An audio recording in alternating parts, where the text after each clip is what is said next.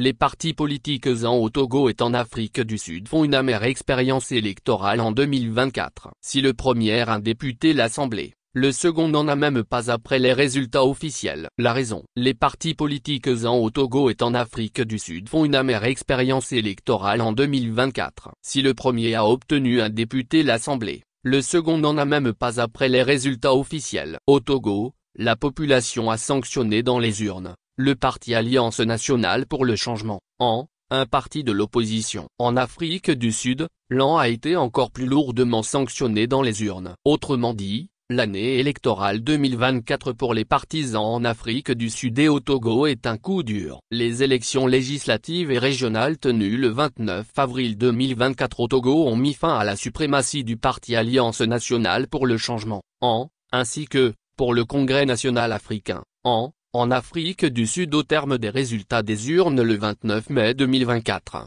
Avec seulement 40,21% des voix obtenues aux élections générales, selon les résultats provisoires de la commission électorale après dépouillement de 99,85% des votes, l'AN perd sa majorité et va devoir former une coalition. C'est une première dans l'histoire politique dans le pays de feu Nelson Mandela. Pourtant, Mandela a mis en place un parti solide et bien. Comme en Afrique du Sud où l'assise de l'AN est reconnue, au Togo, il en est de même pour le parti de Jean-Pierre Fabre qui, au lendemain de sa création, avait conquis les cœurs pour un nouveau départ de la politique. Mais avec le temps, le parti a fait flop. Si aujourd'hui en Afrique du Sud, l'AN est en déroute, c'est parce que Cyril Ramaphosa a poussé le bouchon trop loin en voulant sacrifier Jacob Zuma, un des leaders de l'AN bien écouté. En voulant scier l'arbre sur lequel on est assis, il est clair que la chute est libre. À l'origine de la déroute de l'AN en Afrique du Sud. En Afrique du Sud, ils sont nombreux à scander le changement en profondeur à l'AN. Beaucoup de Sud-Africains pensent que le parti AN leur a fait beaucoup de tort. Je veux changer le gouvernement, car ils ne font rien pour nous. Cela va du fait que beaucoup de jeunes sont sans emploi aux fuites d'eau dans les rues. Ils ne font rien et ne sont pas bons pour nous, a confié Samson,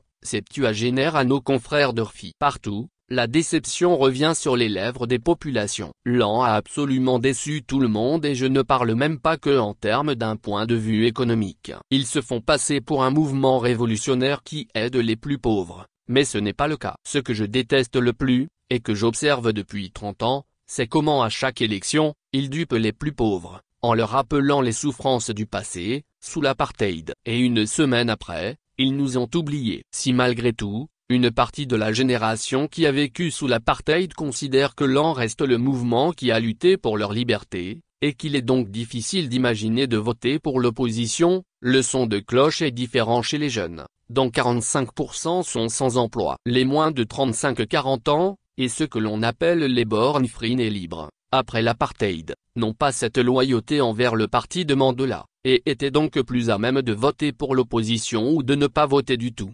La corruption est un autre facteur du désamour des électeurs pour l'AN. Nelson Mandela s'en était plaint. Elle a atteint des proportions inégalées sous la présidence de Jacob Zuma et la multitude d'affaires dans lesquelles il est impliqué. C'est l'une des raisons qui a poussé Germina, 50 ans, à se tourner vers l'opposition. Je pense que si on vote pour les combattants pour la liberté économique, gauche, NED et LR, ils peuvent amener du progrès. L'AN, pour moi, court juste derrière les contrats publics illicites. Ils détruisent tout au sein de notre pays, et ne réalisent jamais les promesses qu'ils font auprès de nous, au sein des communautés. Le sort de l'AN version togolaise n'est pas le même avec l'AN en Afrique du Sud. Au Togo, la désillusion de l'ensemble des partis politiques aux dernières élections n'est pas à chercher loin. Si les électeurs reprochent à l'AN de Nelson Mandela aujourd'hui beaucoup de choses, au Togo, ce que l'on peut reprocher à l'AN, hier chef de file de l'opposition est totalement, c'est le fait ce parti n'a pas pu réussir à réunir les autres formations de l'opposition pour mener une lutte efficace et durable.